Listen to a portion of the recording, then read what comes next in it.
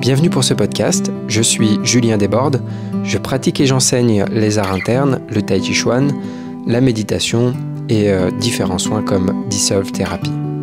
Je suis responsable de l'école Evenman Earth Lyon. Pour être au courant des différents événements que je propose, les cours, les stages et aussi avoir les liens pour me suivre sur les réseaux sociaux, vous pouvez vous rendre sur juliendesbordes.com ou hmelyon.com. Bonne écoute! Bonjour à tous. Alors aujourd'hui on va parler d'écoute. Donc en tai chi chuan, il y a une qualité qu'on souhaite développer qu'on appelle Ting. Donc à travers l'enseignement d'Adam, donc il parle souvent de Song, qui est cette qualité de libérer, de relâcher, pour faire simple, pour donner une traduction simple, et Ting, qui est la qualité d'écoute. On va en reparler, mais pour faire simple, pour l'instant, je vais dire ça. Quand j'avais découvert ce terme, j'avais vu des personnes qui traduisaient justement Ting ou Ting Jin par l'énergie qui écoute ou la force d'écouter, quelque chose comme ça. Et donc, Sifu dit souvent que Ting et Song, c'est les deux qualités vraiment primordiales, primaires, qu'on veut développer dans tous les arts internes. C'est un peu comme le père et la mère de toutes les autres qualités. Donc, pour dire que c'est vraiment très, très important. Donc, Sifu va souvent aussi traduire le terme Ting par connaître, dans le sens de connaître directement par l'expérience. Donc, par exemple, si j'ai un bon Ting de mon poignet, ça veut dire que j'ai une bonne connaissance directe de mon poignet, c'est-à-dire que je perçois directement mon poignet. Donc, ce n'est pas une connaissance théorique, intellectuelle, etc., mais c'est une connaissance par l'expérience directe, par la perception directe. Donc, voilà, dans Ting, on pourrait peut-être mettre quelque chose comme percevoir, percevoir clairement, etc. Donc, on veut développer cette perception dans le tai chi chuan, bien sûr, cette perception de nous-mêmes, de notre propre corps, puisqu'on va en parler particulièrement pour le corps. Et puis bien sûr, après dans le travail à deux, Ting va aussi nous permettre de percevoir dans le corps de l'autre, mais l'idée c'est vraiment de se focaliser sur son propre corps. En tout cas pour ce podcast ici, je vais juste parler de ce terme-là et de ce que ça implique pour nous, dans notre pratique personnelle. Alors pour commencer à parler de Ting, en fait c'est la dernière vidéo pour laquelle j'ai fait un sous-titrage de Sifu, qui m'a fait penser à ça, qui m'a donné l'idée de ce podcast. C'est dans cette vidéo, à un moment donné, il dit « Si vous parlez, vous ne pouvez pas écouter ». Donc cette vidéo, c'est comment aborder les poussées des mains en tai chi ou quelque chose comme ça.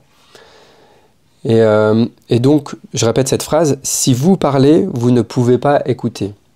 Donc, il parle du dialogue intérieur. Alors, je remets juste un tout petit peu de cadre dans cette vidéo. Quand il parle de ça, voilà, il parle des poussées des mains et du fait qu'on ne veut pas avoir un processus intellectuel, une réflexion pour essayer de comprendre ce que fait l'autre, pour s'adapter. Ça passe pas par là, ça passe pas par la réflexion, par la pensée. Et donc il dit cette phrase-là, donc alors parfois en Twishu, il peut arriver qu'on voit des personnes qui sont en train de parler, vraiment d'échanger, parfois même qui parlent de choses qui n'ont rien à voir avec ce qu'elles sont en train de faire. Donc bien sûr, on ne va pas parler de ce cas-là puisqu'il est hors contexte, c'est-à-dire que normalement, quand on pratique le tai chi, si on veut développer des compétences, on doit être absorbé dans ce qu'on fait, donc voilà, on va enlever ces cas.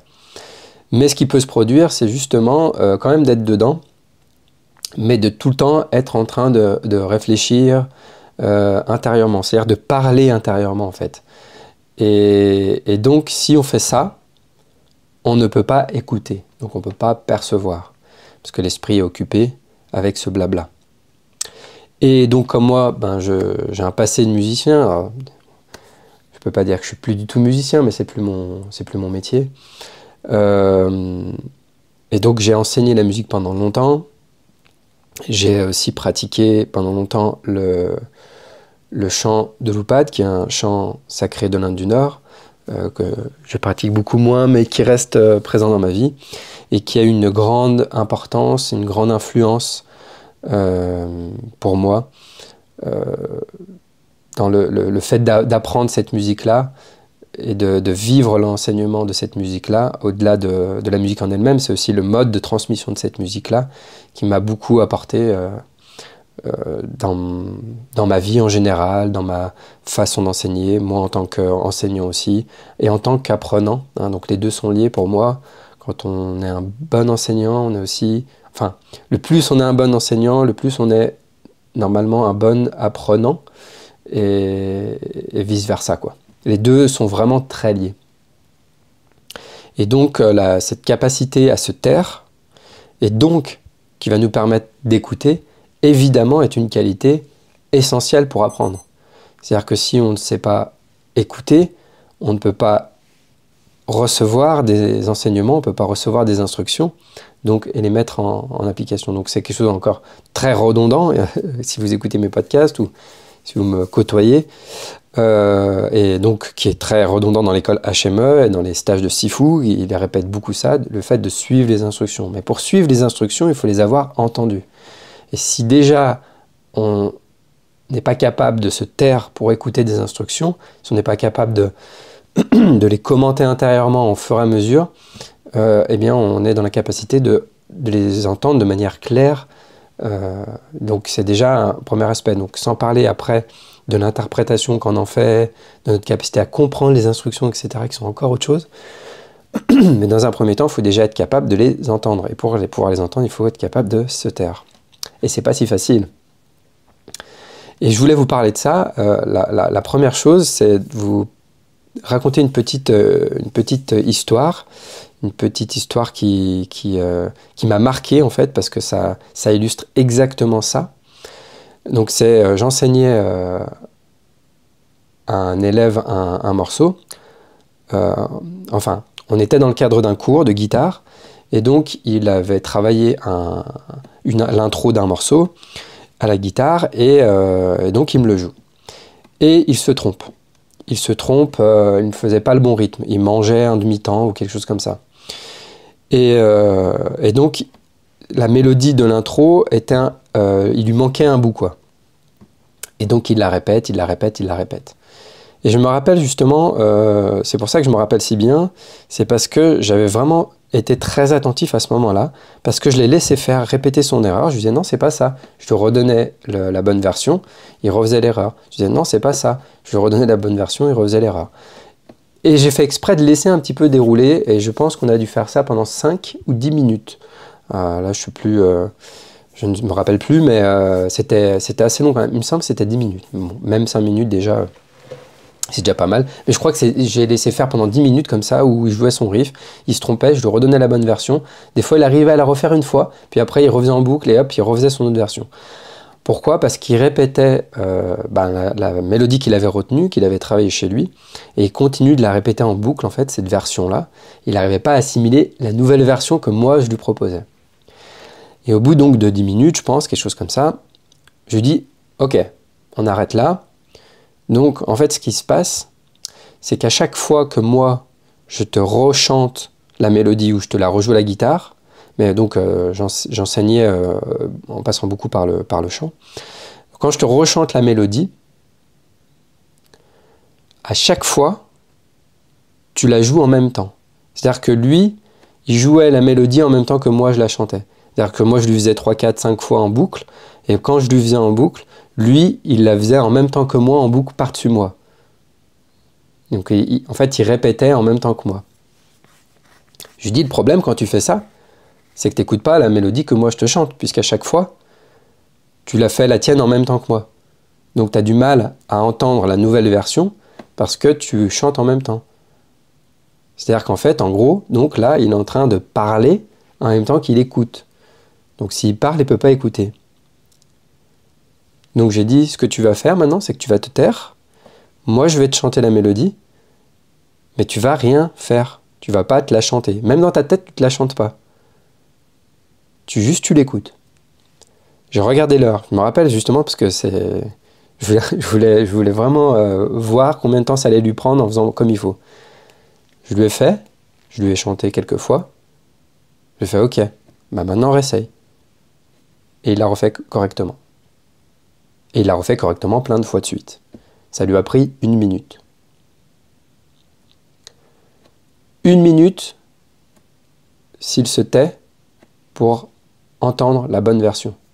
10 minutes s'il se tait pas pour rien faire, pour pas entendre la bonne version.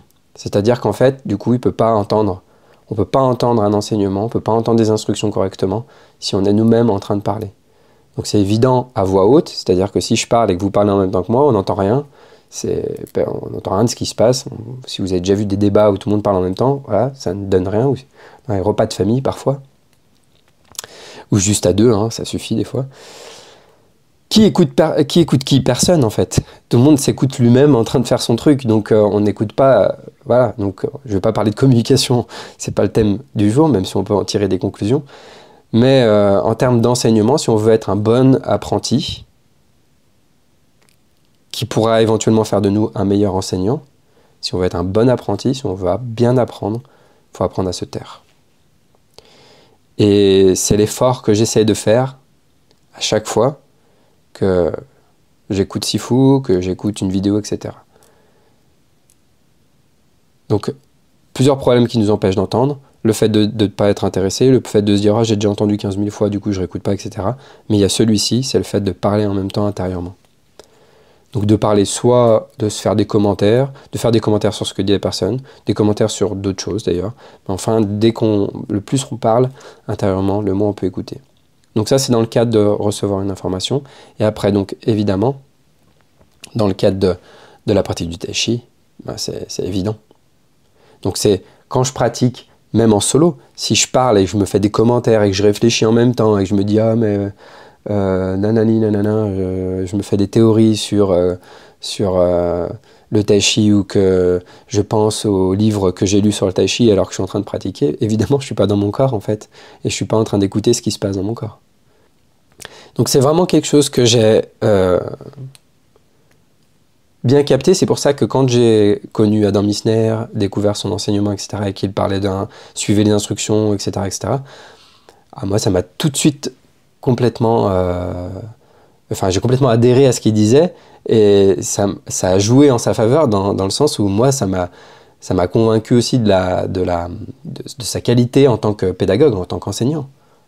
Parce qu'il y a la clarté de ce qu'il dit, et la clarté et la méthode avec laquelle il transmet, mais aussi la manière, le vocabulaire, et comment en fait il nous guide pour être de bons étudiants, pour apprendre correctement.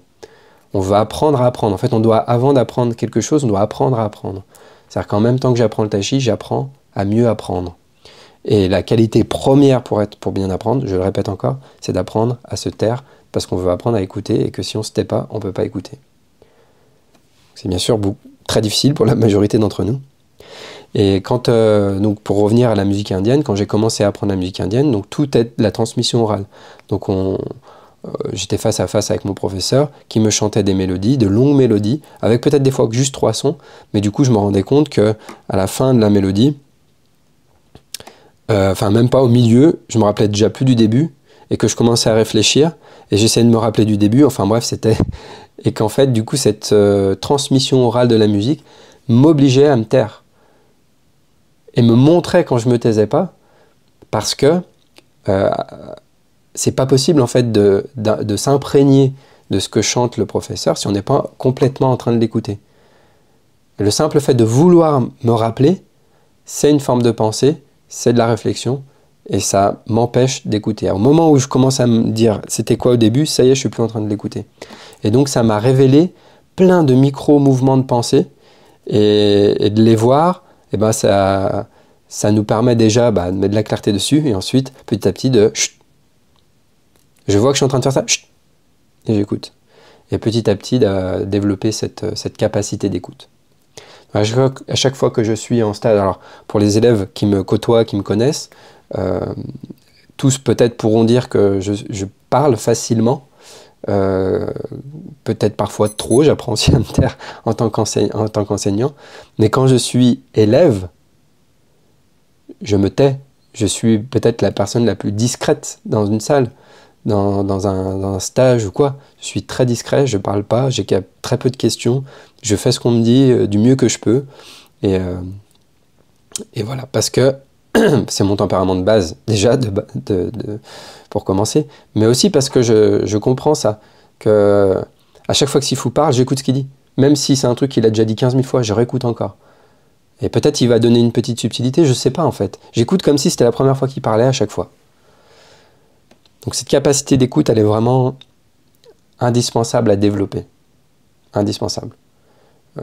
Moi, c'est vrai que la musique indienne, le fait de pratiquer ça et surtout d'apprendre de cette manière-là, ça m'a vraiment, vraiment apporté, ça m'a vraiment éduqué dans cette compétence à se taire pour écouter les instructions. Et donc, le plus on les écoute, le plus on est capable de les retransmettre. Donc par exemple pour le chant, le plus j'ai écouté en me taisant, plus je me suis tu, le plus je suis en capacité de répéter ce que j'ai entendu, tel que je l'ai entendu. Donc ça paraît évident tout de suite avec cette pratique-là. Mais dans les instructions, c'est exactement la même chose. Si je me tais pas et que j'ai pas entendu clairement les instructions, qu'est-ce que je vais mettre en pratique du coup, si je n'ai pas les instructions claires? Donc dans le travail à deux, c'est la même chose. Pour percevoir si je suis dans l'écoute du mouvement avec l'autre, etc., eh bien, je dois être capable de me taire et de ne pas chercher à réfléchir à comment il bouge, quel angle, c'est quoi son angle faible, blablabla. Donc c'est vraiment se taire pour pouvoir être à l'écoute. Et au final, en fait, même dans le travail à deux, être à l'écoute de soi, en premier. Allez, ne pas se laisser distraire par le mouvement, la pression, etc. Mais ça, c'est encore un petit peu un autre sujet. Là, c'était vraiment pour parler d'apprendre à se taire, en fait. D'apprendre à se taire quand on veut écouter. On ne peut pas écouter et parler en même temps. Voilà pour la petite histoire. Et bien, je vous souhaite à tous de vous taire, donc, et je vous souhaite une bonne pratique. À bientôt. Ah, et j'oublie toujours de parler de ça, mais comme on me pose des questions, je me dis que je ne répète jamais assez. Donc, nous sommes en 2023 et il y a des stages d'été en juillet. Il reste 2 places sur la semaine du 10 au 14 juillet. Et il reste 2 places également sur la semaine du 17 au 21 juillet. Voilà, les autres stages sont complets. Je rappelle que c'est des stages en tout petit comité, 4 personnes maximum. Donc on fait du travail assez personnalisé et intense. De quoi bien pratiquer sur une semaine, possibilité d'hébergement, etc. Je vous laisse voir tout ça sur le site hmlyon.com sur la page des stages. À bientôt.